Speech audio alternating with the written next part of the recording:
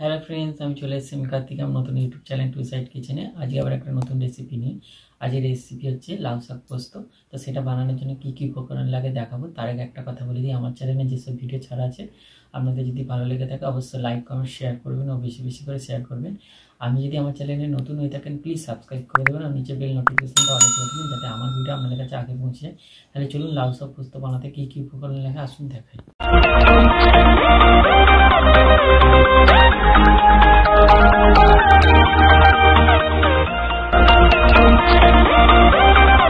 চলুন তাহলে আজকে লাউ শাক পোস্ত বানাতে কী কী উপকরণ লাগে দেখিয়ে দিই।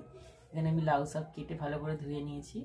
এখানে আমি একটা পেঁয়াজ, বড় সাইজ পেঁয়াজকে কেটে কুচি করে নিয়েছি।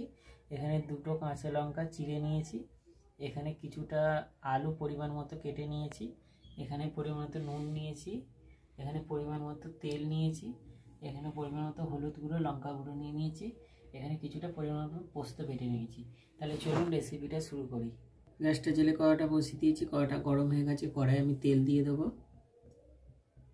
তেলটা গরম হয়ে গেছে। তেলের মধ্যে কাঁচা লঙ্কাটা দিয়ে দেবো, পেঁয়াজটা দিয়ে দেবো। পেঁয়াজটা ভালো করে ভেজে নিয়ে একটু লাল করে,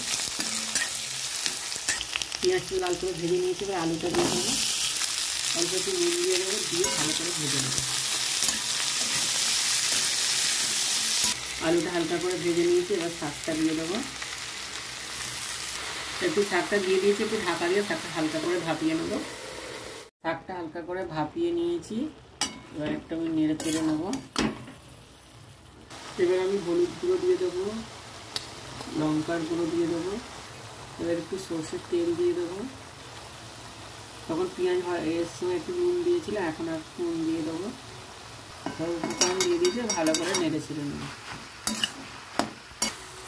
ভালো করে নেড়ে চেড়ে নিয়েছি। এবার জল দিয়ে দিয়েছি। এবার ঢাকা দিয়ে 10 থেকে 15 মিনিট ভালো করে সব কিছু সেদ্ধ করে নেবো। 10 থেকে 15 মিনিট হয়ে গেছে। ঢাকনাটা খুলে দেখবো, সব জলটা মরে গেছে। এবার নেড়ে চেড়ে দেখবো সব কিছু সেদ্ধ হয়ে গেছে। এবার আমি পোস্ত বাটাটা দিয়ে দেবো। এবার পোস্ত বাটাটা দিয়ে দেবো। পোস্ত বাটাটা দিয়ে দিয়েছি। এবার নেড়ে চেড়ে নেবো ভালো করে। আমার লাউ শাক পোস্ত রেসিপিটা হয়ে গেছে, এটা নামিয়ে নেব। দেখুন আমার লাউ শাক পোস্ত রেসিপিটা রেডি হয়ে গেছে। এই রেসিপিটা আপনাদের যদি ভালো লেগে থাকে অবশ্যই লাইক কমেন্ট শেয়ার করবেন ও বেশি বেশি করে শেয়ার করবেন। প্লিজ সাবস্ক্রাইব করে দেবেন, আমাদের পাশে থাকবেন। চলুন তাহলে দেখা হচ্ছে নেক্সট ভিডিওতে।